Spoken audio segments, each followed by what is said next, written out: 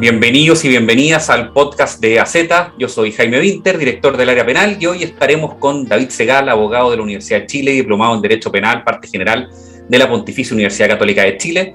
David es asociado del equipo penal de AZ desde noviembre de 2020 y hoy conversaremos sobre una situación que puede ser muy interesante para todos y que está relacionada con la pandemia y lo que sucede hoy en el mundo judicial. Se trata del proyecto de ley contenido en el boletín 13.752-07 que modifica diversos cuerpos legales para hacer frente a la situación de los tribunales una vez que concluya el estado de excepción constitucional que se ha decretado producto de la pandemia. ¿Cómo estás, David? Hola, Jaime, muy bien, ¿y tú? Muy bien, gracias. Oye, David, cuéntanos en términos generales, ¿de qué se trata este proyecto? ¿Cómo se inicia? ¿En qué está este proyecto? Cuéntanos un poco. A ver, este proyecto nace en virtud de un mensaje enviado por el presidente de la República al Senado y que ingresó al Congreso Nacional en septiembre del año pasado, del 2020, y nace a partir de el decaimiento de una esperanza que todos teníamos en su minuto, cuál es la duración de la pandemia. Todos sabemos que la pandemia lamentablemente se ha extendido más de lo que todos esperamos, y esto evidentemente ha impactado en la realidad de la tramitación de nuestros procesos judiciales. En este sentido, el proyecto intenta hacerse cargo de esto y plantea cómo abordar el atasco en la tramitación de las causas, no solamente en el ámbito penal, sino que también en el ámbito de los tribunales civiles, laborales, de familia, entre otros. Atasco que se ha producido evidentemente por la pandemia y que también se ha visto fomentado por la entrada en vigencia de la Ley 21.226, promulgada en abril del 2020 y que ha permitido la postergación y reagendamiento de audiencias producto de la crisis sanitaria en la medida que siga vigente el estado de excepción constitucional. Así las cosas, entonces este proyecto se propone o tiene dos principales o dos objetivos. El primero es procurar la mayor eficiencia del sistema de justicia producto de la carga de trabajo que vendrá una vez terminado el estado de excepción constitucional. Y en segundo lugar también limitar la presencia física de personas en dependencia de los tribunales, evidentemente para disminuir el riesgo de contagio de COVID-19. Oye, y en este momento, ¿en qué está el proyecto? Al día de hoy el proyecto ya fue aprobado por el Senado y se encuentra en la Cámara de Diputados en su segundo trámite constitucional. ¿Y qué modificaciones se plantean específicamente en materia procesal penal? A ver, ya entrando en materia procesal penal, el proyecto ha tenido algunos cambios respecto a su formulación original, respecto al mensaje presentado por el presidente, pero en general se mantienen las ideas fuerzas y las matrices, digamos, del proyecto original. Respecto del proyecto en sí, este tiene actualmente dos títulos. El primero, de las disposiciones permanentes, en el que se contemplan las reformas legislativas que se quieren impulsar, y un segundo de disposiciones transitorias, pero que es muy importante, como veremos después. Oye, y David, ¿por qué no nos cuenta un poco qué es lo que contiene este primer título, ¿no? Esta reforma permanente, ¿no? Perfecto. Hay varias modificaciones, pero las más interesantes y que quisiera recalcar son las siguientes. A ver, en primer lugar, se amplía el catálogo de delitos susceptibles de acuerdos reparatorios. O sea, todos sabemos que en primer lugar se contemplan los delitos culposos, los delitos de lesiones menos graves y lo que afectaren a bienes jurídicos patrimoniales de carácter disponible. Pues bien, ese catálogo se amplía y se agregan los delitos contra la intimidad, como por ejemplo la intromisión en espacios cerrados, el chantaje, entre otros. También los delitos de amenaza, lesiones leves y las infracciones o delitos asociados a las leyes de propiedad intelectual e industrial. Otra de las modificaciones relevantes y que me gustaría recalcar también es la posibilidad de realizar una audiencia intermedia después de la audiencia de reparación del juicio oral y antes del envío del auto de apertura del juicio oral al tribunal oral en lo penal. Y en esta audiencia intermedia, la idea del proyecto es poder analizar nuevamente la posibilidad de arribar a un procedimiento abreviado a convenciones probatorias o a una salida alternativa. Se consagra también la figura de la nulidad parcial en el marco de recurso de nulidad, y de este modo la Corte va a poder determinar la anulación de solo una parte de la sentencia definitiva o del juicio, y no de su totalidad como se estaba haciendo, o como está más bien consagrado expresamente en el Código Procesal Penal. Y otro aspecto relevante también que creo que es importante resaltar es que se consagra la comparecencia obligatoria del imputado a la audiencia de preparación del juicio oral en la medida en que se discuta también una salida alternativa o un procedimiento abreviado. Eso al menos, Jaime, en lo que respecta a las disposiciones permanentes. Y en las disposiciones transitorias se amplían varios plazos establecidos en el Código Procesal Penal para efectos de darle mayores posibilidades de organización a los tribunales en sus procesos internos. Y también, muy importante, se faculta a los tribunales para decretar que las audiencias se realicen de forma remota o semipresencial, incluidos los juicios orales. Según las disposiciones transitorias, estas modificaciones tendrán una vigencia de 1 año una vez publicada la ley.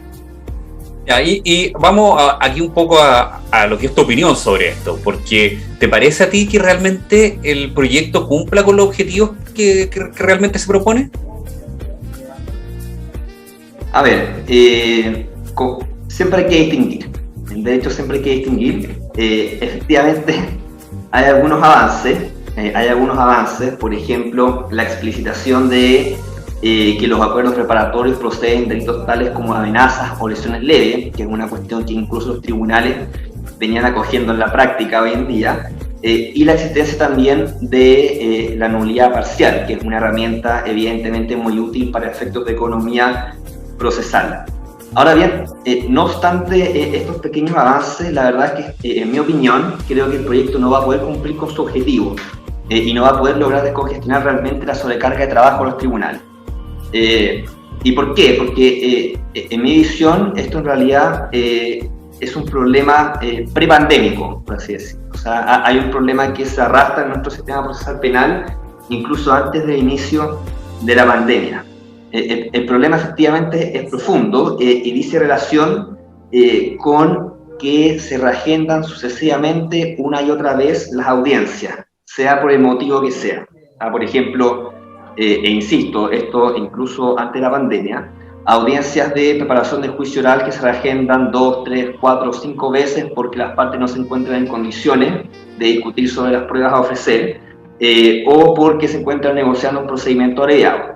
Y así también pasa con los juicios orales, sobre todo los juicios orales simplificados, que se reagendan 2, 3 o 4 veces porque, por ejemplo, faltó un testigo, algunos se encuentran con licencia, etc.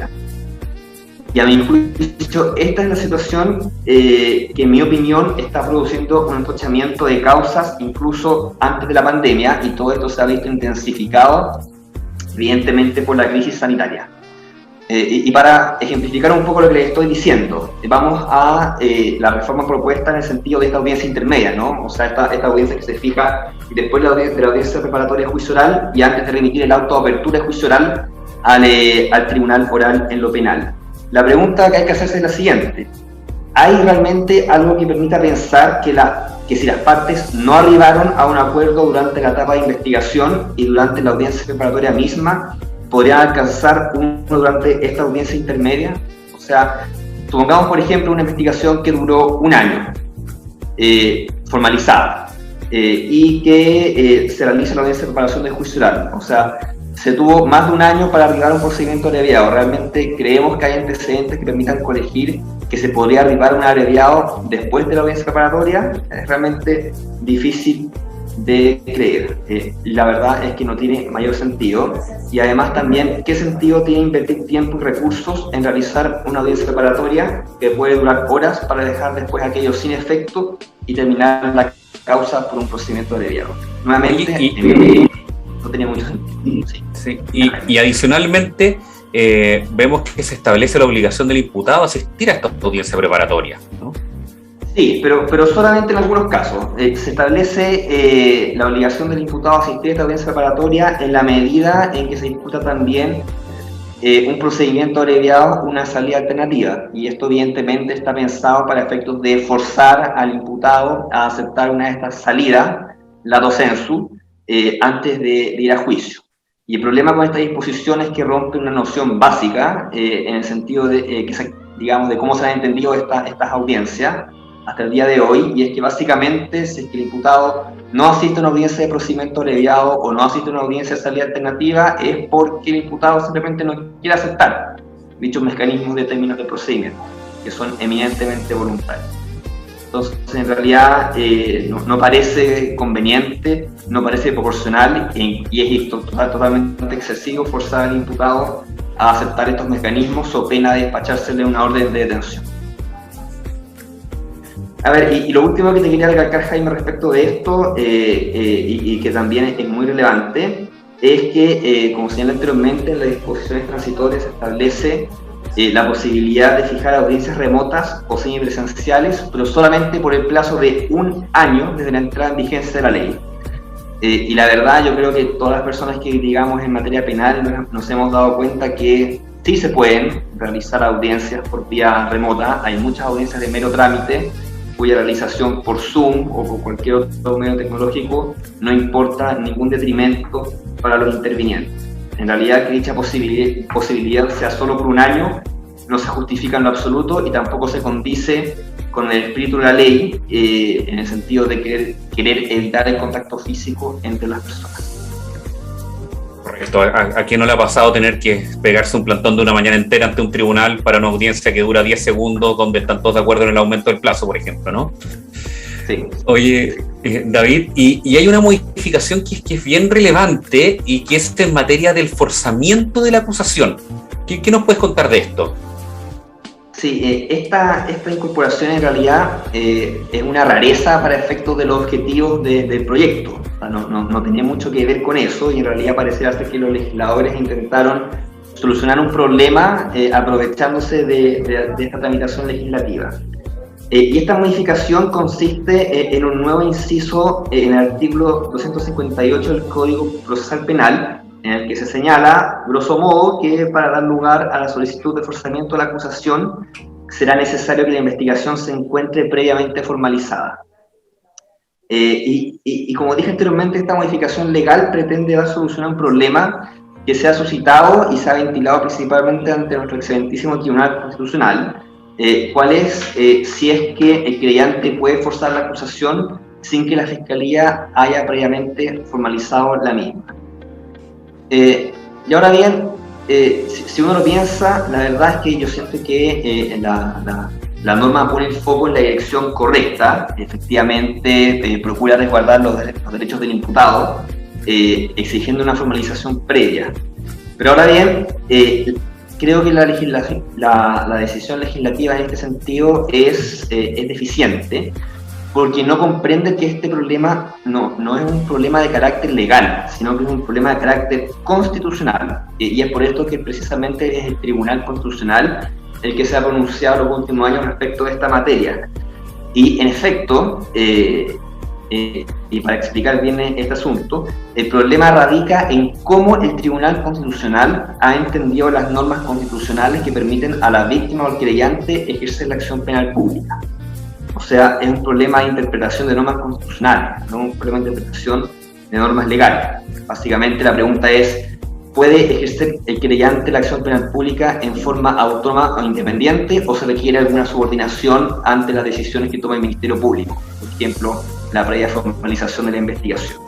Como dije, esto es un problema de carácter constitucional que esta modificación legal no puede corregir e incluso se corre el riesgo de que eventualmente este nuevo inciso de esta norma, en caso de ser aprobado el proyecto, pueda ser eventualmente declarado inconstitucional.